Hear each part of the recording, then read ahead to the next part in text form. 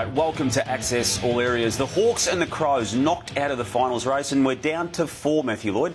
Who's your favourite now? The Giants, Damo. I think the way they destructed and destroyed the Swans up there at ANZ Stadium, I'm so impressed because of how tough the Swans were on the weekend. I think they've got the best depth in the competition, and they bring that toughness to Giants. I think they've got the best run on the outside as well. So they're my current tip as we sit here right now. Sure, they're crosstown rivals. The Swans started their game on the weekend in the most impressive way. They were ferocious against the Crows, and they set the scene and set the tone for what was to lie ahead in the very opening minutes. Oh, when you have a big first quarter like that where you're kicking 7 goals, you're going to be hard to stop. And I just love this vision. They were really disappointed with what they brought to the table against the Giants. They were beaten in this area by a young Giants side. They didn't feel they defended well enough on the transition.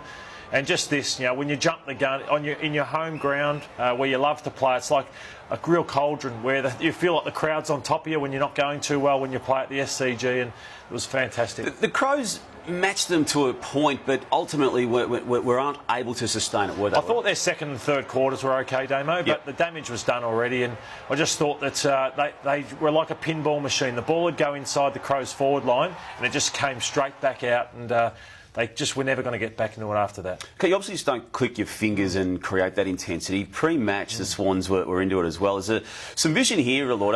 Bottom left-hand corner, Parker getting cleaned up by Naismith. Now, he could have got him in the draw, but I mean, you can just see, not even an apology there, just that's what we're doing. And then they roll on, and even some tackling drills on a floor and a surface that could graze knees, Lord, even before the game started. You can see the reaction of the teammates to this from Alira. Yeah, they may well do that every week, but what I will say, why they're a great club is they were so upset and disappointed with the way they played in that first final, and they made amends for it in the first 10 minutes of the next final, and Adelaide were gone after that. I just don't think they recovered. It's a good point you make, because to go out in consecutive years in straight sets, it would have been something they would have had to have lived for a very long time with, but they're alive, and I'll see if you can think they can win the premiership soon. The Crows' forward line, Lordo, it's an issue, isn't it? Because they got them to a certain point of the season, but from round 23 when they lost to West Coast, they were okay against North Melbourne last week, but in some respects that was a very easy finals kill. They weren't there on the weekend. No, they were beaten, badly beaten. I think Betts was well beaten by Nick Smith, and obviously Josh Jenkins hardly touched it on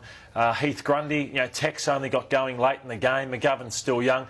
They were the number one forward line all year, but I just felt like when the flow of the run of the play didn't come from Brodie Smith and Rory Sloane, that those guys just have no physicality about them. I've been banging on about that for a while, but I think they do. Is it sustainable? Can they take that forward line into 2017?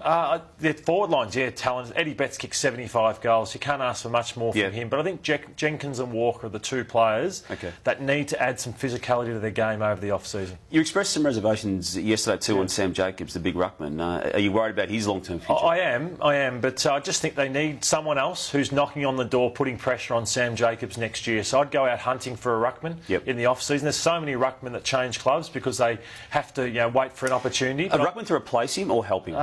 Could be one of either. I think that's where I do question. I just don't think he's covering the ground very well. So they need pace through the midfield. I think Wayne Malera has to play next year for that pace, and also a ruckman. They're the two areas I think they're letting themselves down. Okay, it wasn't all good news for the Swans. They do have some injury concerns. They happened in the game. This is McVeigh when he just pinged a calf, and he did come back onto the ground afterwards, Lordo. But when you get to a preliminary final of the stage of a season and you've got a man running around like that, I don't see how you can risk him. And this is the sadder one, isn't it, at this stage, with Gary Rowan going down now with what appears to be a knee injury sufficient enough to take him out at least for the rest of this year, and hopefully not for too much longer than that. Yeah, Gary Rowan gives them that X factor. He gives them pace, and he's going to be a huge loss. And McVeigh just gives them that experience across halfback, which with no Callum Mills, that's a role McVeigh would have played. And for rotations, they tried him after half time, but he could only last 5 minutes and had to take him off. So you wouldn't think they'll play. Decision to make on Tippett too, and he has declared himself publicly right to play, but that would be an issue, I think, with a broken jaw. But he's a brave man, and I think he will play.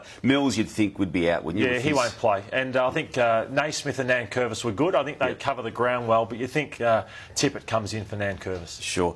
Josh Kennedy has put together an extraordinary career since he left the Hawthorn club. 7 seasons now, 17 finals for the Swans. Averages, Lordo, 30 possessions and 8 clearances in those 17 finals, and he was outstanding on the weekend. Yeah, I wanted to highlight him in this show because I think we just expect it from Kennedy, but that record, as you said, 17 finals, averaging 30 disposals across those finals.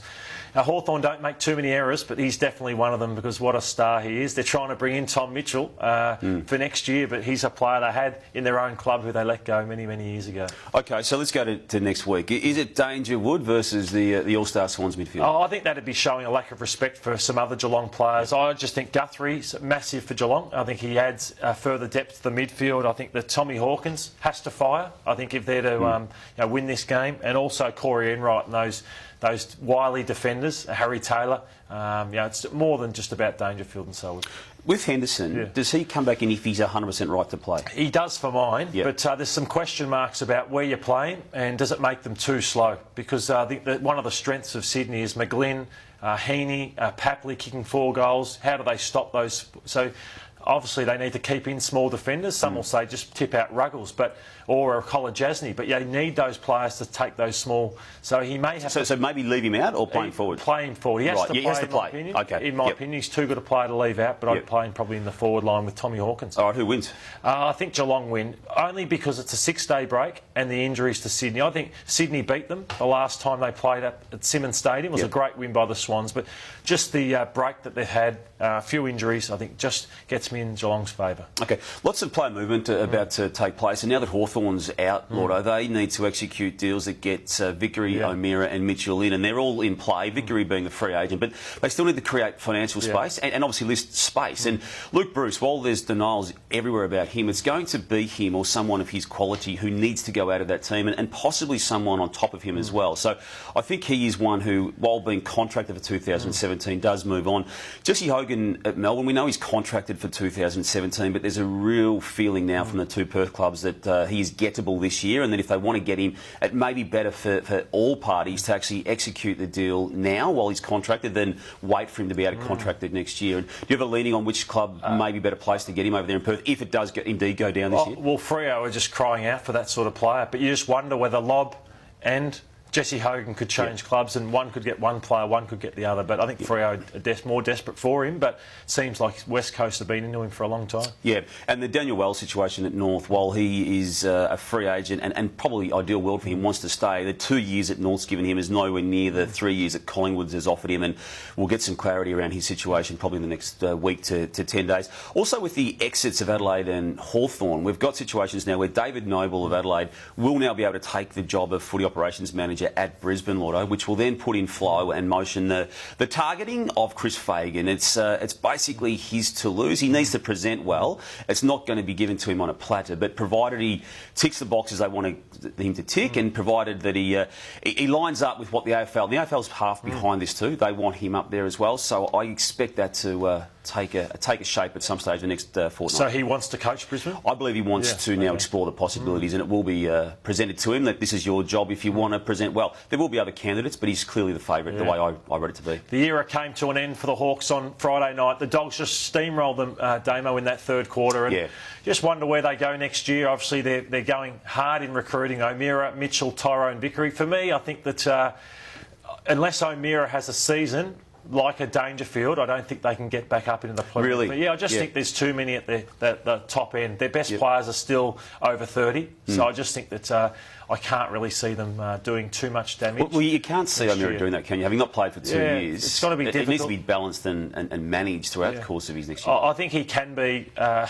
Rolls Royce of the competition, but as you said, he's missed 2 years of football, so it's not going to come straight away for him. It's hard to believe Marcus Bonampelli is still, as we speak, only 20 years of age. Put together one of the great finals games on the weekend, Lotta. Oh, he's amazing, and I actually came back to Kudafiti's final series in '99, and just how he was the talk of the final series. He single-handedly put us out of a prelim when we were red-hot favourites. And Bontempelli, he got tagged out of it in the first final, but I loved his last quarter in Perth. Yeah. He really worked Hutchings over, kicked some goals. Look at this reading of the play. This is basketball background, so I think we get to see it again, Damo, but just the poise of him. So he plays a bit of basketball. He's just got the long reach. Just the waits for it, and then just the poise here to hit up, and just doesn't panic whatsoever. What do you make of Drake Stringer's game? Sort of worked his way through the game in Perth, but was good on the weekend. Yeah, it was a great result for him. He didn't start the game very well, but he's just an impact player. Why you have to play him and why they've brought him back in for the finals is he takes a good defender. He worries you, and I love seeing this. I've been into him about not coming up at the football. Yep. He's been trying to go back, and they said to him, go back to the VFL and work out how to play the right way, and he showed some good signs there on Friday night.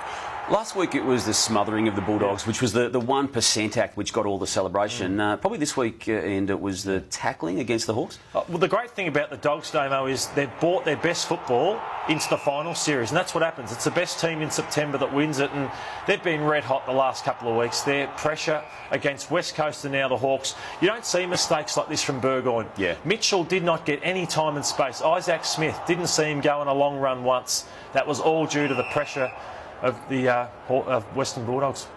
And just on Beveridge, I just think his coaching has just been phenomenal. And you see the excitement there from Peter Gordon. He's tailored his team's game to the two opponents in the finals? I think so. I think they've been one of the best defensive sides all year. But what I've liked about Luke Beveridge is that there's been times, like the second quarter on the weekend, where they weren't travelling that well. But he said Tom Boyd out of the forward line, Cordy out of the forward line. Clear it out. So he just makes great decisions on the run, where a lot of other coaches wouldn't do it. They just don't have that sense to do it at that time. The man he learnt off was gracious enough to enter the Bulldogs' rooms, Alistair Clarkson, on the weekend. Lotto. It's a scene you don't often see, but the respect between those two men is clearly immense. Yeah. Oh, yeah. He's had some moments where he's let himself down over the years, Clarko, but he's also got that feel where he knows he's passing over the baton. He respects Beveridge through the time they've worked together, and that was a brilliant touch from the gun coach. Massive matchups in the midfield on the weekend, GWS versus the Bulldogs, Lotto. It's hard to pick who's got the better list when you look at those extraordinary names on that sheet. And as you discussed that, do you see a rivalry building here now between these two teams for many a year? Yeah, I think particularly the next 2 or 3 years. You just never know what can happen. We saw with Port Adelaide the way they've fallen off the cliff. And great stories. Dunkley, Caleb Daniel, you just didn't see that coming this year. But the Giants, on the other hand, they're all top-end talent. Pretty much all of them have been in the top 10 in a draft. Yep. Bar 1 or 2, so I favour that midfield of the GWS Giants. And you've got the Griffin and Boyd backdrop to it all as well. Yeah. OK, so who wins that one, Lotto? I like the Giants. I just think spotless, they're hard to beat, and as I said, their best football is better than anyone else's in the competition. So you're tipping a Geelong versus GWS grand final. What about you? Yeah, I'm going for the Sydney in the first game and GWS the second. Okay. Yeah. So thanks for your time, Lotto, on Access All Areas. And remember to keep coming back to afl.com.au throughout the week.